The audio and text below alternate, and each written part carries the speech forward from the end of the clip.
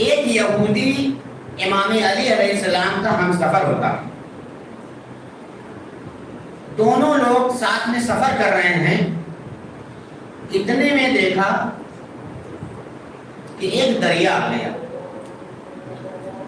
اور جب دیکھا کہ یہ جو دریا آ گیا، اب یہ جو یہودی تھا یہ پانی کے اوپر گیا اور اس نے کچھ پڑھنا شروع کیا، وہ پڑھتے پڑھتے دریا اس نے پار کر لیا۔ وہ یہودی، دیکھیے یہاں توجہ کریے، وہ یہودی ہے، مسلمان نہیں ہے، یہودی ہے۔ وہ کچھ پڑھتے پڑھتے دریا کے اوپر گیا اور اس نے دریا پار کر لیا، کشتی سے نہیں پار کیا، چل کے پار کیا۔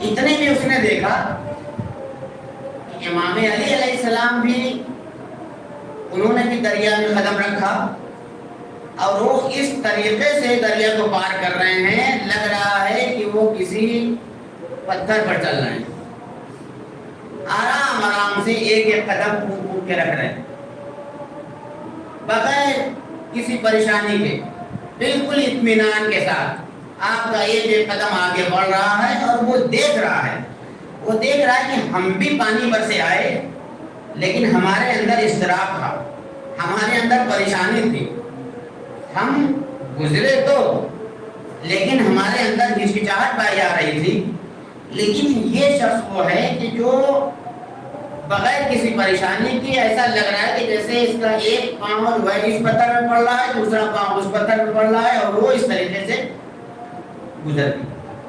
اب جب وہ گزر کے وہاں پہنچے تو اس نے پوچھا کہ آپ نے اتنی اطمینان کے ساتھ کیسے پار کیا؟ یہاں توجہ کریں، اتنے اطمینان کے ساتھ کیسے آپ نے دریا کو پار کیا؟ وہ آپ کے قدموں میں گر گیا، جبکہ وہ بھی اگر چاہتا تو یہ کہتا کہ میں بھی ایسے ہی آیا ہوں، آپ بھی ویسے ہی آئے ہیں، لیکن وہ عقلمند تھا، سمجھدار تھا یہودی۔ لیکن جیسے ہی اس نے دیکھا قدموں میں گر گیا، کہا آپ نے دریا کو اتنے اطمینان سے کیسے پار کیا؟ امام علی علیہ السلام کہتے ہیں کہ یہ بتا کہ تو نے جب دریا پار کیا تھا تو کس طریقے سے پار کر رہا تھا، تو پہلے بتا۔ کہا پہلے تو بتا۔ اس نے کہا کہ جب میں نے دریا میں پہلا قدم رکھا تھا تو میں رسول اللہ کے وصی کا نام لیتے ہوئے جا رہا، رسول اللہ کے وصی کا نام لیتے ہوئے میں آگے بڑھ رہا تھا، اور اس طریقے سے میں نے دریا پار کر لیا۔ کہا اچھا، کہا اس کا نام کیا ہے؟ کہا اس کا نام کیا ہے؟ اس نے بتایا نام یہ علی۔ کہا مجھے پہچانتے ہو میں کون ہوں؟